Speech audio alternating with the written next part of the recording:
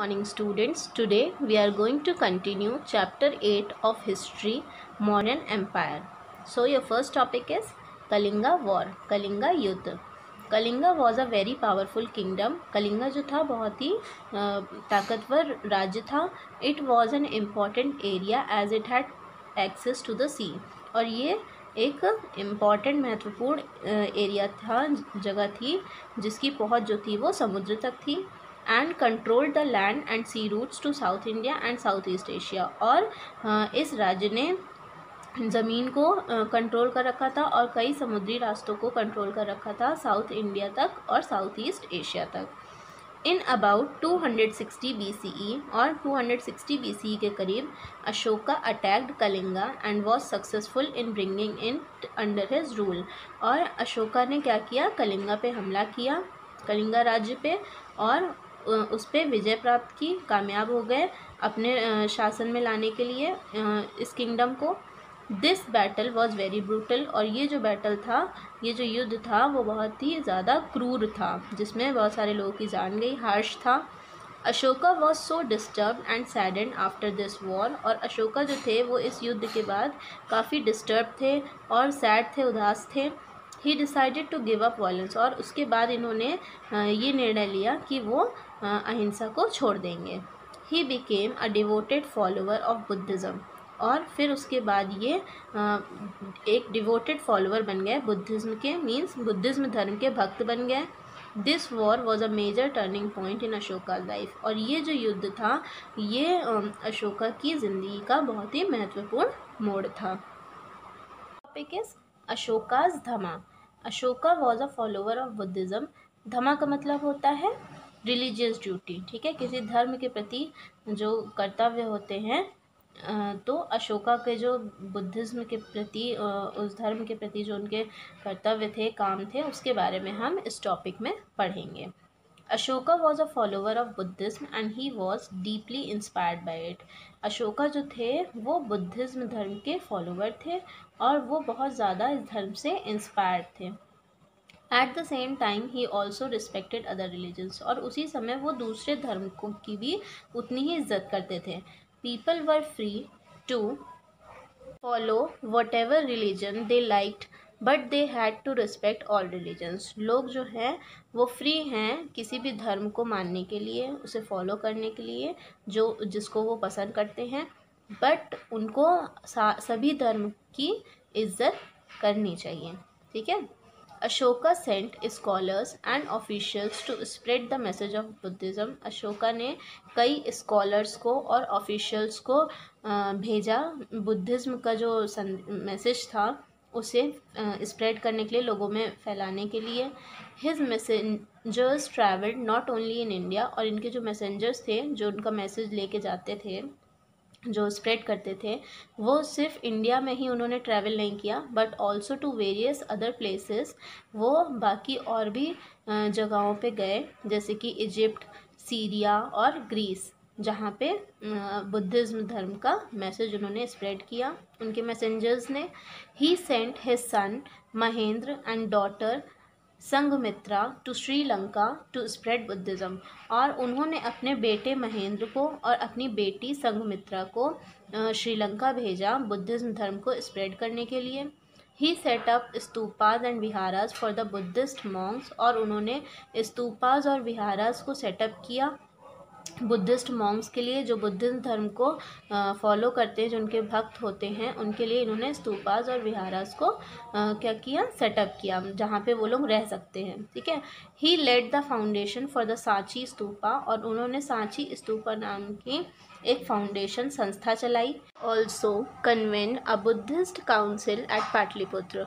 और उन्होंने Buddhist council को भी बुलाया पाटलिपुत्र में. बुद्धिस्ट काउंसिल कौन होते हैं, वो मेंबर जो कि बुद्धिस्ट धर्म को फॉलो करते हैं और उनकी एडवाइस लेने के लिए, उनके कुछ सजेशंस लेने के लिए अशोका ने पाटलिपुत्र में उनको बुलवाया. Dhamma is a Prakrit word for the Sanskrit term dharma. Dhamma जो है वो एक प्राकृत शब्द है संस्कृत शब्द धर्म का, जिसका मतलब होता है रिलीजियस ड्यूटी. ठीक है. किसी भी धर्म के प्रति जो कर्तव्य होते हैं उसे क्या कहते हैं, धमा. The principles of Ashoka's Dhamma preached the right way of life or code of conduct. और जो कुछ प्रिंसिपल्स हैं अशोकास के धमा के, वो किस चीज़ का प्रचार करते हैं? सही तरीका ज़िंदगी को जीने का, उसे अपनाने का. It did not involve worship of any god or performance of any sacrifice. और ये किसी भी तरह का एक भगवान की पूजा करने को इन्वॉल्व नहीं करते हैं, और ना ही ये कहता है कि किसी भी तरह का सेक्रीफाइस करिए, समझौता करिए.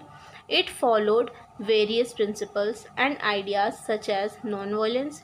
ये क्या फॉलो करते हैं? कुछ प्रिंसिपल्स और कुछ आइडियाज़ जैसे कि नॉन वायलेंस, अहिंसा, रिस्पेक्ट, इज्जत एंड टॉलरेंस, सहनशीलता. Some of the main principles of Ashoka's dhamma were, और कुछ मेन प्रिंसिपल्स अशोका के धमा के हैं, वो हैं: first, people should live in peace and harmony. लोगों को शांति से और सामंजस्य से रहना चाहिए. They should respect all religion. उन्हें सभी धर्म को की इज्जत करनी चाहिए. दे शुड रिस्पेक्ट एंड ओबे देयर एल्डर्स. उन्हें अपने बड़ों का आदर करना चाहिए, उनकी इज्जत करनी चाहिए. शुड फॉलो अहिंसा, non violence towards all living things. लोगों को अहिंसा फॉलो करना चाहिए, नॉन वायलेंस को सभी लिविंग थिंग्स के प्रति. They should speak the truth. लोगों को सच बोलना चाहिए. They should be kind to everyone including servants and slaves.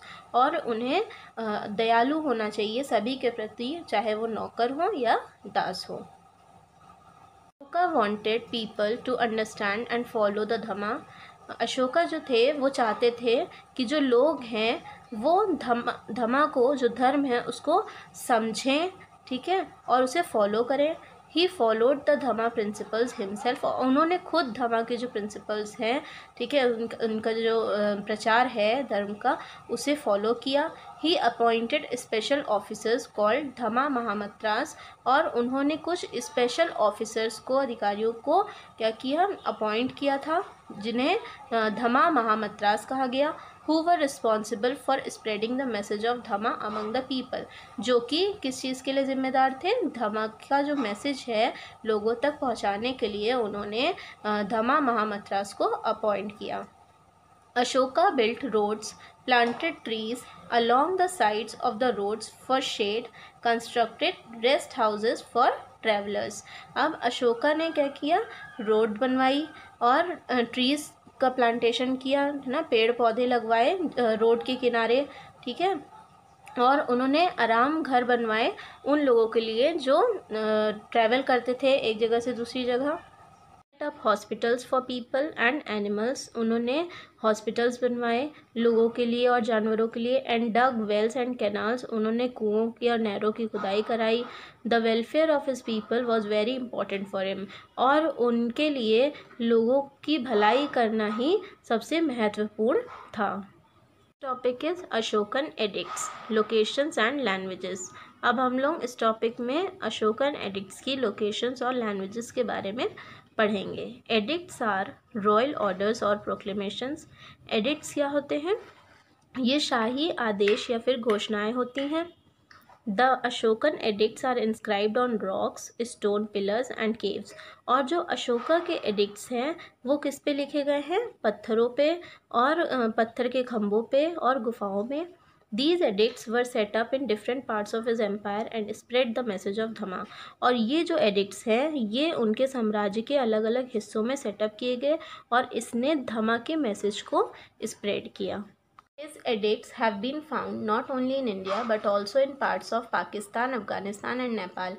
और उनके जो edicts हैं वो सिर्फ इंडिया में ही नहीं पाए गए, पाकिस्तान, अफगानिस्तान और नेपाल के भी कुछ हिस्सों में उनके edicts मिले.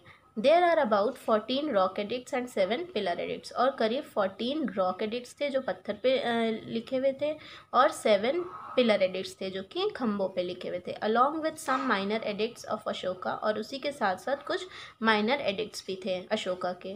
More such edicts are being discovered with time. और इसी तरह के कई और edicts भी discovered हुए समय के साथ साथ.